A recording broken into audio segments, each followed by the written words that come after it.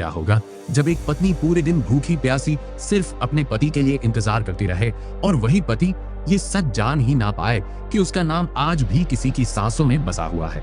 और सोचिए, अगर ईशा बेहोश होने से ठीक पहले भी सिर्फ सूरज का नाम ले तो क्या सूरज अपने दिल की आवाज सुन पाएगा? आज की कहानी में प्यार, इंतजार और वो एहसास देखने को मिलेगा जो शायद सूरज की जिंदगी बदल दे। वट सावित्री का दिन था। पूरा मोहल्ला पूजा की तैयारियों में लगा हुआ था, लेकिन ईशा के लिए ये पूजा सिर्फ एक रस्म नहीं थी, ये उसके प्यार की आखिरी उम्मीद थी।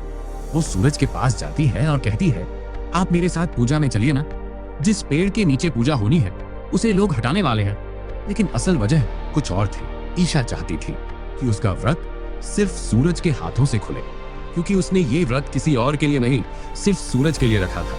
उधर आरव और काव्या को मिलाने की खुशी में सूरज और ईशा साथ बैठकर कुल्फी खाते हैं। दोनों की आंखों में एक अजीब सी शांति होती है, जैसे पुराने दिन फिर लौट आए हो।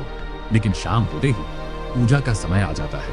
काव्या, आरव और बाकी सभी औरतें अपने अपने पतियों के साथ पेड़ के नीचे पहुंच जाती हैं। सबका व्रत खुल जाता है, लेकिन ईशा अब भी अकेली बैठी होती है, क्योंकि उसका पति ब्रह्मचारी अभी तक नहीं आया था। दरअसल सूरज मेडिकल कैंप के पहले दिन में फंसा हुआ था। उसे लग रहा था कि वहां रहना ज्यादा जरूरी है। धीरे धीरे सभी लोग वहां से चले जाते हैं, लेकिन ईशा अब भी सूरज के इंतजार में बैठी रहती है। भूख, प्यास, कमजोरी सब कुछ सहकर भी वो सिर्फ एक उम्मीद पकड़े बैठी थी, सूरज आएंगे। तभी वहां से बंटी गुजरता है। वो ईशा को अकेले बैठा देखकर रुक जाता है।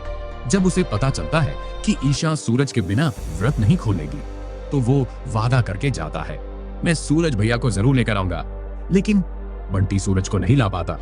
वो सिर्फ सूरज की एक तस्वीर लेकर वापस आता है, और फिर जो होता है वो हर किसी की आंखें नम कर देता है। ईशा उसी तस्वीर की आरती उतारती है, धीरे से तस्वीर को देखती है और भगवान से सूरज की सारी बुरी बलाएं दूर करने की प्रार्थना करती है। उसकी आंखों में आंसू होते हैं, लेकिन चेहरे पर सिर्फ प्यार। उसी वक्त काव्या और आरव वहां पहुंचते हैं, लेकिन जैसे ही वो ईशा के पास आते हैं, ईशा अचानक बेहोश होकर गिर पड़ती है, क्योंकि उसने पूरे दिन बिना पानी और अन्न के व्रत रखा था। आरव और काव्या घबरा जाते हैं, और तभी पीछे से सूरज वहां पहुंचता है। वो दौड़कर ईशा को अपनी बाहों में संभाल लेता है। उसकी हालत देखकर सूरज के हाथ कांपने लगते हैं।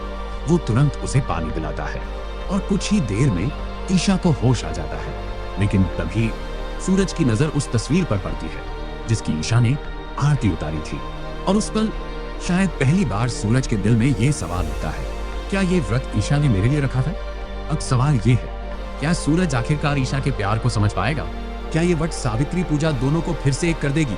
और जब सूरज को पूरा सच पता चलेगा, तब क्या वो ईशा को कभी खुद से दूर जाने देगा? अगर आप भी चाहते हो कि सूरज और ईशा हमेशा के लिए एक हो जाएं, तो कमेंट में जरूर लिखना, ट्रू लव नेवर एंड्स।